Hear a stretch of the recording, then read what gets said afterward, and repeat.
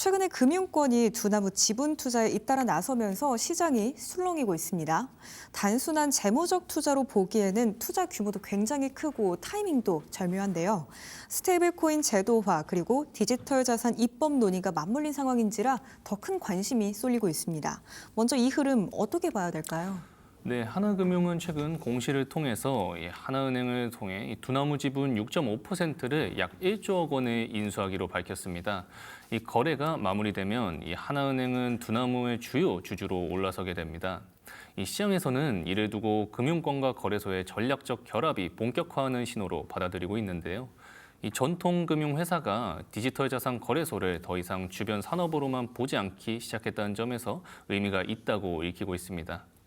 2017년 이후 이어져 온 이른바 금가분리 기조 아래 이 금융회사의 가상자산업 직접 진출은 제한돼 왔지만 이 스테이블 코인 제도화 논의와 맞물려 이 거래소 지분 투자 영역에서는 변화가 감지됐다는 의견이 나오고 있는 상태입니다. 그렇다면 이 금융사들이 왜 지금 이 타이밍에 두나무의 지분을 인수를 하려는 건지가 궁금하거든요. 단순히 업비트의 현재 점유율만 보고 움직인다고 해석하기는 어려울 것 같은데요. 일단은 금융권이 두나무를 주목하는 가장 큰 이유는 이 디지털 자산이 점차 금융 인프라의 일부로 편입될 가능성이 커지고 있기 때문입니다. 이 원화 스테이블 코인 논의와 이 디지털 자산 기본법 입법이 속도를 내면서 이 거래소의 역할도 단순 매매 중개를 넘어설 수 있다는 기대가 커지고 있는 까닭인데요.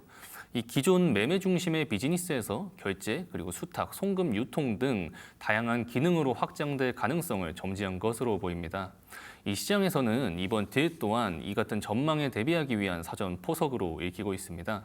이 금융사 입장에선 제도가 본격화되기 전에 이 유력 사업자 연결고리를 먼저 만들어둘 필요성을 이 금융권에서 인지하고 있다는 것으로 풀이되고 있습니다. 이번 거래를 두고서 이 금가분리 원칙이 흔들리는 것 아니냐는 우려도 제기가 되고 있습니다. 그동안 금융권, 가상자산업과 거리를 두었던 만큼 이 지점도 한번 짚어볼 필요가 있을 것 같아요. 네, 맞습니다. 여기서는 좀 구분해서 볼 필요가 있겠는데요. 이 금융회사가 직접 가상자산업을 하는 것과 거래소 지분에 투자하는 것은 규제 성격이 다르기 때문입니다.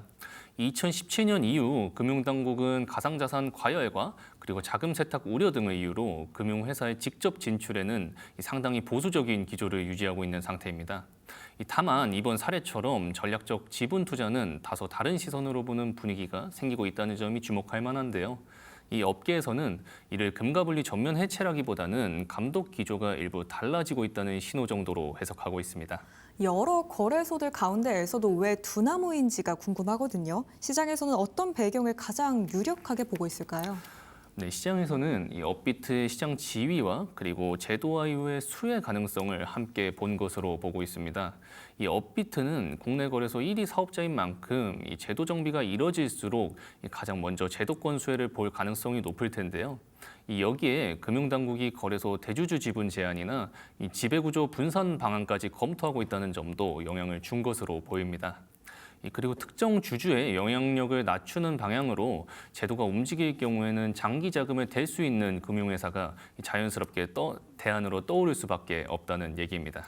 한 곳의 단발성 투자로 끝날 것 같은 분위기는 아닙니다. 실제로 시장 안에서 이런 흐름 어떻게 받아들이고 있을까요? 네, 시장에서는 이번 하나금융의 투자로 인해서 본격적으로 거래소 인수 전쟁에 불이 붙을 수 있다는 시각이 적지 않습니다.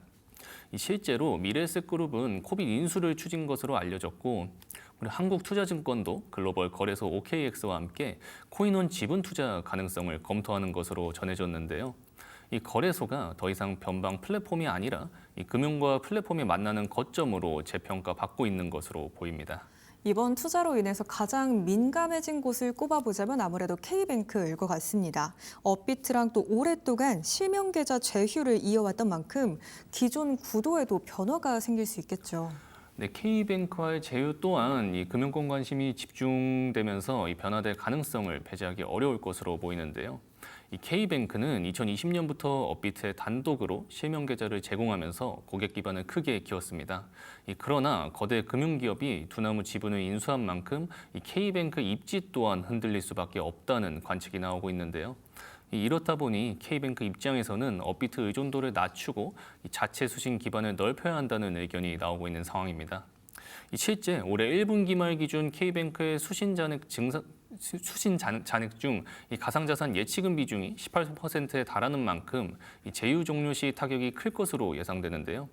이 하나은행이 두나무의 대주주로 들어오면서는 오는 10월 업비트와 K뱅크의 실명 계좌 제휴가 다시 이어질지 관심이 커지고 있는 상황입니다. 다만 시장의 기대와는 약간 다르게 제도 변화는 아직 진행형입니다.